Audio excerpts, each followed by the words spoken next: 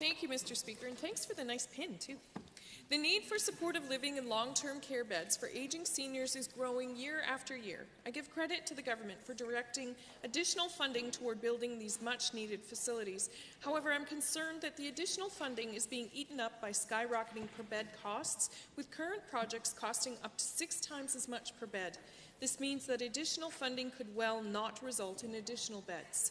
To the Minister of Health, what is the average per bed cost of the government's most recently announced facilities, and how does this compare to past facilities? The Honourable Member, Minister.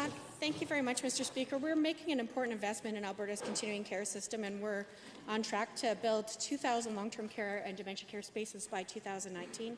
Since coming into government, we approved 3,002 net new long-term care and dementia spaces. That includes beds beyond the 2019 commitment. Those are different types of beds with different types of support, so the costs are varying, Mr. Speaker, but we want to ensure that no matter where you live in the province, no matter what the economics are for functioning of that system, that you have the ability to have the right care in the right place where you are best supported, Mr. Speaker. First supplemental. Given that nonprofit and private sector organizations have reduced costs and improved services through innovation, and given their facilities have always been constructed to the same high standard required of all long-term care and supportive living facilities, and given that industry experts have said, and I quote, "The government cannot build the needed beds at a cost of $650,000 per bed. This is not sustainable." To the same minister, why is the private sector being excluded from RFPs for long-term care and supportive living facilities? The Honourable Minister. Well, again, Mr. Speaker, the assertion that's just being levied there isn't factual. We have worked with a number of different organizations to expand opportunities to serve families and those who are in need of greater care, including in Fort McMurray, for example, where, yes, even though it costs more to bring in supplies, even though the cost of labour are higher, we believe that it's about time Fort McMurray got a long-term care facility, Mr. Speaker. So I'm not going to say that that was a bad investment, because it's an important investment of the people who live in Fort McMurray. We're proud of it, Mr. Speaker, and we are going to make sure that that long overdue facility gets built. Thank you, Honourable Minister. Second supplemental.